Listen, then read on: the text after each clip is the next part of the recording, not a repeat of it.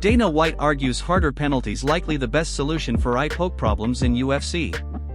Dana White still has no update on when Tom Aspinall might be able to fight again after his no contest at UFC 321. Tom Aspinall is still healing from an eye poke he suffered in his fight against Cyril Gane that brought his first defense as undisputed UFC heavyweight champion to an unceremonious end back in October. While the eye poke was called and the action paused, the referee didn't immediately penalize Gane for the foul and the fight was ultimately declared a no contest. In the aftermath of that situation, there have been calls for changes to the way eye pokes are handled in fights, but UFC CEO Dana White doesn't believe that it's a technical issue as much as fighters just need to be dissuaded from the practice leading to those particular fouls. Getting poked in the eye by anybody isn't good, White said on the Trigonometry podcast. We've messed around with gloves, we've tried to do all these things. I think the big talk is if there's harder penalty because you always have these guys where you're throwing punches and I'm blocking your punches, with my hands out and fingers extended, and then you get a guy that reaches out to catch something and the other guy is coming forward, it's going to happen. It doesn't happen as much as it seems. I can't remember the number, it's like 100 or something eye pokes over thousands of fights.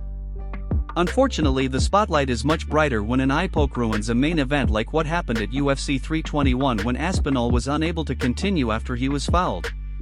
Referees have sole discretion on the penalties handed out during a fight with options like point deductions or even disqualifications at their disposal to use as a deterrent. White admits that Aspinall's immediate reaction after his fight ended probably didn't help his cause in the court of public opinion, but nobody is faulting him for not being able to continue after he got poked in the eye. You don't ever want a fight to end like that, White said. Then the problem is, and I think Tom took it a little too hard, but you've got all of these people saying he quit. It's easy to sit on the couch or sit in the chair and watch somebody get poked in the eye and go, oh, you quit, or get punched and knocked out. You go home, you recover, you get back in the gym and we get back out and start fighting again. Like it or not, White says that eye pokes, like all fouls in the UFC, are going to happen no matter what changes the promotion makes in an attempt to fix the problem.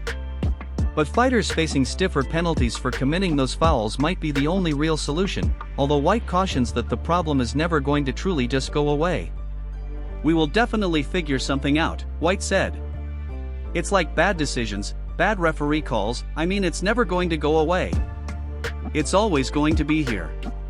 It's not like we're going to create some fucking invention that nobody can get eye poked again. It's just not going to happen.